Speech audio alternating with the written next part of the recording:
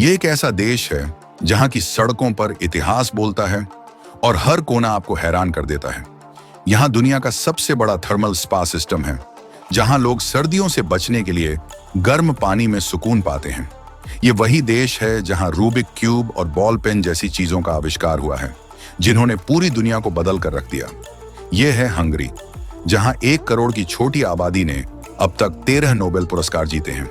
यहाँ का पेपरिका मसाला हर खाने को जादुई बना देता है। लेकिन क्या आप जानते हैं, यहाँ की महिलाएं शादी को बहुत कम महत्व देती हैं। हंगरी में विवाह दर यूरोप में सबसे कम है और अधिकांश महिलाएं शादी करने से बचती हैं। ऐसा नहीं है कि वे पुरुषों के साथ संबंध नहीं बनाती, लेकिन उन्हें शादी का बंधन पसंद नहीं है। यहाँ के सख्त नियम और अनोखी परंपराएं आपको चौंका सकती हैं। यहाँ की संस्कृति इतनी रंगीन है कि बुडापेस्ट को पूर्व का पेरिस कहा जाता है।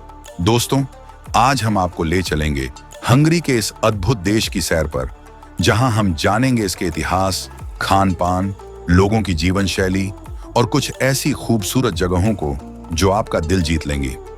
लेकिन उससे पहले अगर आप इस वीडियो को एक लाइक दे दें और चैनल को सब्सक्राइब कर लें, तो हमारी मेहनत सफल हो जाएगी।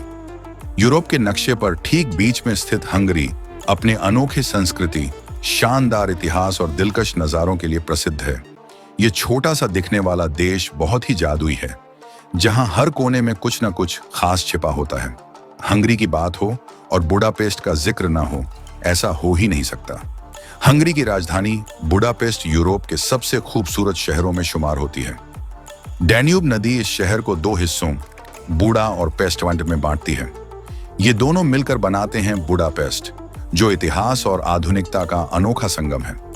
डैन्यूब नदी के किनारे स्थित हंगरी की संसद भवन यूरोप की सबसे भव्य संसद इमारतों में से एक है। इसका गोथिक डिजाइन, रंगीन कांच की खिड़कियां और विशाल गुंबद इसे बेहद सुंदर बनाते हैं। बुडा कैसल, बुडा की पहाड़ी पर स्थित यह यूनेस्को विश्व धरोहर स्थल हंगरी के राजाओं का पुराना महल है। यहाँ से पूरे शहर का मनोरम दृश्य दिखाई देता है। इस महल में हंगेरियन नेशनल गैलरी और इतिहास संग्रहालय भी है, जहां आप हंगरी की कला और विरासत को देख सकते हैं। चेन ब्रिज, डैन्यूब नदी पर बना यह सस्पेंशन ब्रिज हंगरी का पहला स्थायी पत्थर का पुल है। इसे 1949 में बनाया गया था और यह बुडापेस्ट की शान माना जाता है। रात में इसकी रोशनी इसे और भी सुंदर बना देती है। हंगरी को थर्मल बाथ की राजधानी भी कहा जाता है। यहाँ जमीन के नीचे से निकलने वाले गर्म पानी के झरने विश्व प्रसिद्ध हैं। इनमें मिनरल्स होते हैं जो त्वचा और स्वास्थ्य के लिए लाभकारी माने जाते हैं। बुडापेस्ट में सेंचनी बाथ और गैलर्ड बाथ जैसे स्नान घर स्थानीय लोगों और पर्यटकों के बीच बेहद लोकप्रिय हैं। सर्दियों में गर्म पानी में नहाना और साथ ही बर्फ गिरते देखना, यह अनुभव सिर्फ हंगरी में ही मिलता है। हंगरी सिर्फ प्राकृतिक सुंदरता तक सीमित नहीं है, यह देश बुद्धिमत्ता और रचनात्मकता का भी केंद्र है। क्या आप जानते हैं कि बॉल पॉइंट पेन और रूबिक क्यूब जैसे विश्व प्रसिद्ध आविष्कार हंगरी की ही देन है? बॉल पॉइंट पेन का आविष्कार 1938 में लास्लो बीरो ने किया था, जिसने लिखने की शैली को पूरी तरह बदल दिया। रूबिक क्यूब को 1774 में अर्नो रूबिक ने बनाया, जो आज भी दिमागी कसरत का प्रतीक है। हंगरी के लोग अपनी भाषा हंगेरियन पर बहुत गर्व करते हैं। यह यूरोप की सबसे अनोखी भाषाओं में से एक मानी जाती है। इसे बोलना और समझना बाहरी लोगों के लिए आसान नहीं, लेकिन यही इसकी खास बात है। हंगरी का खाना उतना ही दिलचस्प है जितना इसका इतिहास। यहाँ की राष्ट्रीय डिश गुलाश एक मसालेदार स्टू होता है, जिसमें मांस, सब्जियां और पेपरिका का उपयोग होता है। इसके अलावा लैंगोश, तला हुआ आटा जो लहसुन, खट्टी क्रीम और चीज के साथ खाया जाता है, भी बहुत लोकप्रिय है। टॉकेजी वाइन, हंगरी की प्रसिद्ध मीठी वाइन, पूरी दुनिया में पसंद की जाती है। खाने का असली मजा तो सड़क किनारे लगे छोटे स्टॉल्स में ही आता है। हंगरी के कुछ रिवाज वाकई चौंकाने वाले हैं, जैसे कि बच्चों के नाम। माता पिता को बच्चों के नाम सरकार की तय सूची से ही चुनने होते हैं। यदि कोई नया नाम रखना हो तो उसे हंगेरियन एकेडमी ऑफ साइंस से मंजूरी लेनी पड़ती है। नो चीयर्स, हंगरी में लोग शराब या बियर पीते समय गिलास नहीं टकराते। यह परंपरा 19वीं सदी के एक युद्ध से जुड़ी हुई है, जब ऑस्ट्रेलियाई सैनिकों ने जीत का जश्न इसी तरह मनाया था। चिल्ड्रंस रेलवे बुडापेस्ट के पास स्थित एक ऐसी रेलवे लाइन है जहां 10 से 14 वर्ष के बच्चे टिकट काउंटर और ट्रेन संचालन का काम संभालते हैं। वयस्कों की निगरानी में ये बच्चे जिम्मेदारी निभाना सीखते हैं। हंगरी ने दुनिया को 13 नोबेल पुरस्कार विजेता दिए हैं, जो भौतिकी, रसायन विज्ञान, चिकित्सा और अर्थशास्त्र जैसे क्षेत्रों में सम्मानित हुए हैं। हालांकि शांति के क्षेत्र में अब तक कोई नोबेल नहीं मिला है, लेकिन इतने छोटे देश का इतना बड़ा योगदान वास्तव में सराहनीय है। हंगरी में समुद्र तट भले ही ना हो, लेकिन झील बलाटन इसकी कमी पूरी कर देती है। यह यूरोप की सबसे बड़ी मीठे पानी की झीलों में से एक है। गर्मियों में यह स्थान पर्यटकों का पसंदीदा ठिकाना होता है, जहां नौकायन, मछली पकड़ना और रिसोर्ट्स में विश्राम करना लोगों को बेहद पसंद आता है। यदि हम इस देश के क्षेत्रफल की बात करें, तो यह छोटा सा देश केवल 93,000 वर्ग किलोमीटर में फैला हुआ है, जो इसे क्षेत्रफल के हिसाब से दुनिया का 108वां सबसे बड़ा देश बनाता है। यहाँ मुद्रा के रूप में हंगेरियन फॉरेंट चलता है और एक हंगेरियन फॉरेंट भारत के लगभग 4 रुपए के बराबर होता है। यहाँ की लगभग 50% आबादी ईसाई धर्म को मानती है, जबकि 20% लोग ऐसे हैं जो किसी भी धर्म में विश्वास नहीं रखते और शेष 30% अन्य विभिन्न धर्मों को मानने वाले हैं। दोस्तों, हंगरी में एक बहुत ही अजीब कानून है। चाहे कोई गरीब हो या अमीर, वह सड़क किनारे रात नहीं बिता सकता, न ही सड़क पर सो सकता है या घर बना सकता है। यदि कोई व्यक्ति सड़क पर रात बिताने की कोशिश करता है या किसी बेंच पर सोता है, तो पुलिस उसे पकड़ कर ले जाती है या उसका सामान हटा देती है।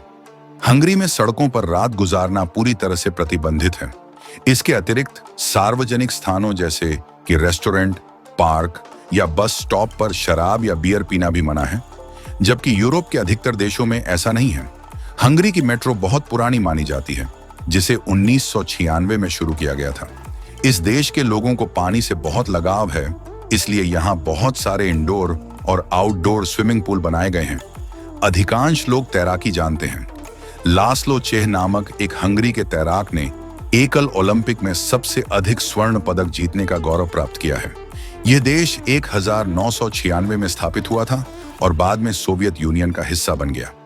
कई वर्षों तक सोवियत नियंत्रण में रहने के बाद 23 अक्टूबर 1989 को हंगरी ने स्वतंत्रता प्राप्त की और खुद को एक लोकतांत्रिक देश घोषित किया। इस देश की अर्थव्यवस्था 3 प्रमुख क्षेत्रों पर निर्भर करती है। पहला, मैन्युफैक्चरिंग, दूसरा, कृषि और तीसरा, सेवा क्षेत्र। हंगरी में ऑडी, BMW, मर्सिडीज जैसी बड़ी कार कंपनियों के प्लांट हैं, जहां ये महंगी कारें और उनके पुर्जे बनाए जाते हैं। इसके अलावा कई तरह के इलेक्ट्रॉनिक आइटम और किचन उपकरण तथा भारी मशीनें भी यहाँ बनाए जाते हैं। चूंकि यहाँ की जमीन उपजाऊ है, इसलिए यहाँ अच्छी खेती होती है। गेहूं, मक्का, फल और सब्जियां यहाँ पैदा करके पड़ोसी देशों को बेची जाती हैं। इसके अलावा हंगरी की शराब भी बड़ी मात्रा में पूरी दुनिया में निर्यात की जाती है। पिछले कुछ वर्षों से देश की जनसंख्या में कोई वृद्धि न होना एक गंभीर समस्या रही है। इस कारण से काम करने और रहने के लिए विदेशों से आए लोगों की संख्या में लगातार इजाफा हो रहा है। कम जनसंख्या का मतलब है कम श्रम शक्ति और इससे देश की आय भी घटती है। यही वजह है कि हंगरी में अब कई ऐसे लोग बस चुके हैं जो मूल रूप से हंगरी के निवासी नहीं हैं, लेकिन उन्हें यहाँ काम करने और बसने की अनुमति दी गई है। इसे देखिए, यह है बूढ़ा कैसल। यह एक यूनेस्को विश्व धरोहर स्थल है, जिसे पुराने शाही महल के पहाड़ी क्षेत्र पर बनाया गया है। यहाँ खड़े होकर पूरे शहर का मनोरम दृश्य देखा जा सकता है। यह किसी समय हंगरी के राजाओं का निवास हुआ करता था। कई अलग अलग राजाओं ने इसे अपने अनुसार विस्तार दिया और सुंदर बनाया। इसकी निर्माण प्रक्रिया 13वीं शताब्दी में शुरू हुई थी। साल 1987 में यूनेस्को ने इसकी देखरेख की जिम्मेदारी ली। इस महल के अंदर हंगेरियन नेशनल गैलरी भी है, जहां देश की कलाकृतियां और चित्रकारी देखने को मिलती हैं। गैलरी के अलावा यहाँ एक संग्रहालय भी है, जिसमें इस महल और देश के इतिहास को संजो कर रखा गया है। इस खूबसूरत महल में कई ऊंचे टॉवर और विशाल खिड़कियां हैं, जो इसकी भव्यता को और भी बढ़ा देते हैं। अगर आपको यह वीडियो पसंद आया हो और इसमें दी गई जानकारी उपयोगी लगी हो, तो कृपया इस वीडियो को एक लाइक दें, शेयर करें और चैनल को सब्सक्राइब कर बेल आइकन दबाएं, ताकि अगली वीडियो की सूचना आपको सबसे पहले मिल सके। हम फिर मिलेंगे अगली वीडियो में। तब तक के लिए नमस्कार।